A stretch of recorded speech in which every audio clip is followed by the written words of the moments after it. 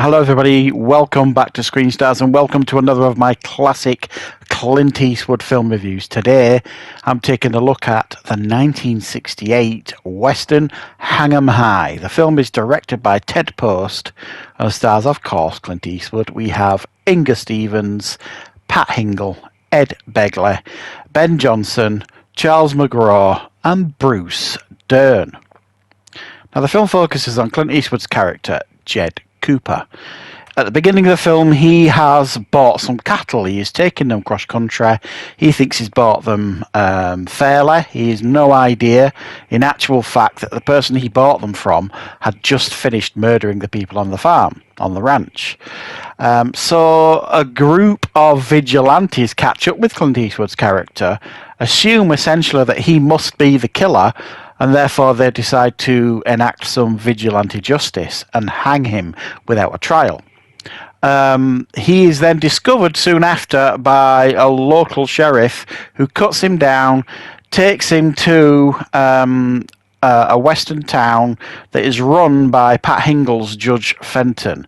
It is discovered that he is in fact innocent, and because he used to be a lawman, he is employed by the judge to track down criminals, and Clint Eastwood is also allowed to track down the 9 people that hung him as long as he brings them in alive.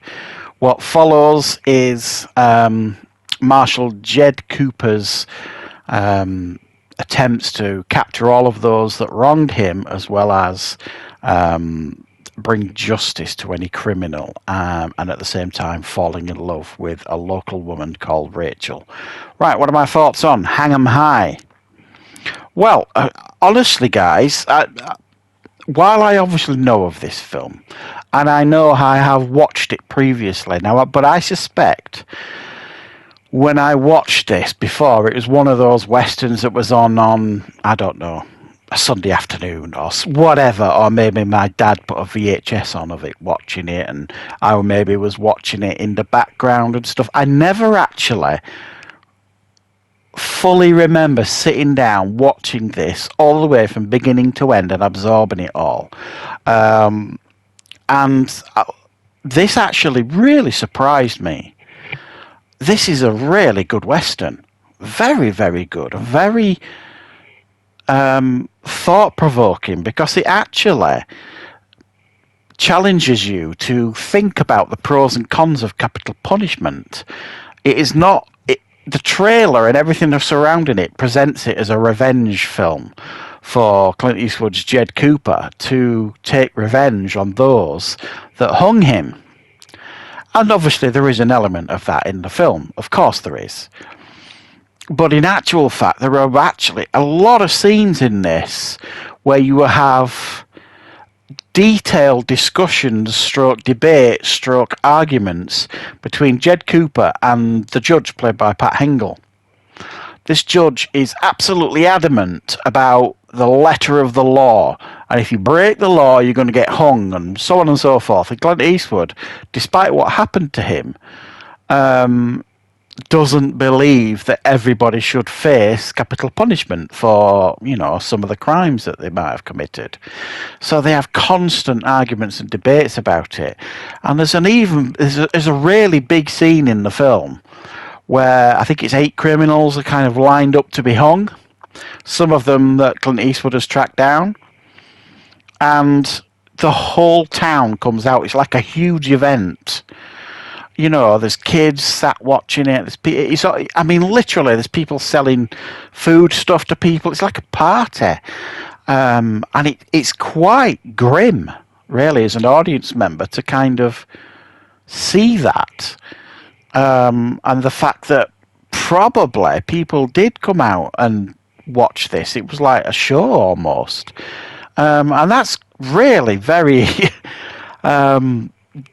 upsetting in a lot of ways, and I do think the film, westerns at the time didn't do this. They were just, bang bang, bad guys, good guys, cowboys, Indians, and this really does stand out from a crowd in regards to the story it's telling.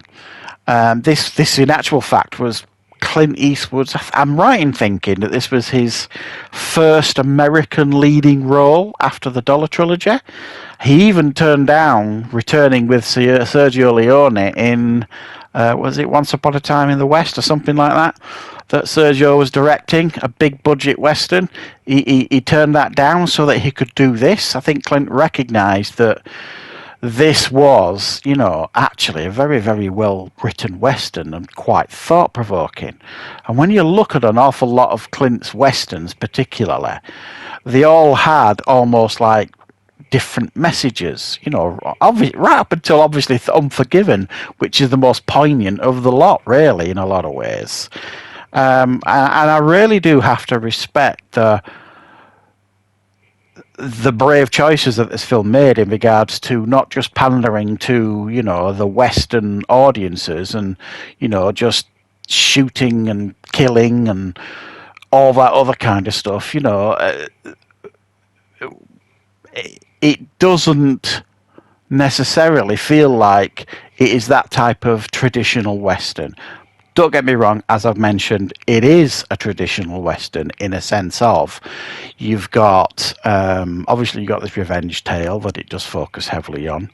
You've got Clint Eastwood, who is quite clean shaven in much of this film, even though apparently he was wearing the same gun belt that he had in the Dollar Trilogy and stuff. He appears differently, you know what I mean? He's definitely a different character. Different morals, it's black and white really in many ways compared to his character in the Dollar Trilogy.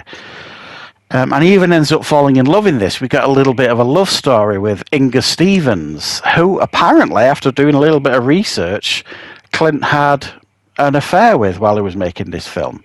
And if you do look into Clint Eastwood's history and biography and all this kind of stuff, information that's out there on him, he was a bit of a bugger really when it came to the ladies, Clint Eastwood, and he messed them about a little bit, which is not to be condoned, obviously.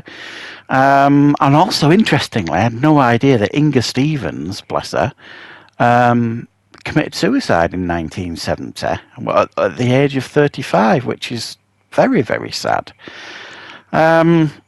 So, I mean, it's a fascinating Western in a lot of ways. It does the traditional Western stuff, and he does it well. The gunfights and this kind of stuff, and the whole, lone hero Marshal Jed Cooper going out there and rounding up the bad guys kind of stuff.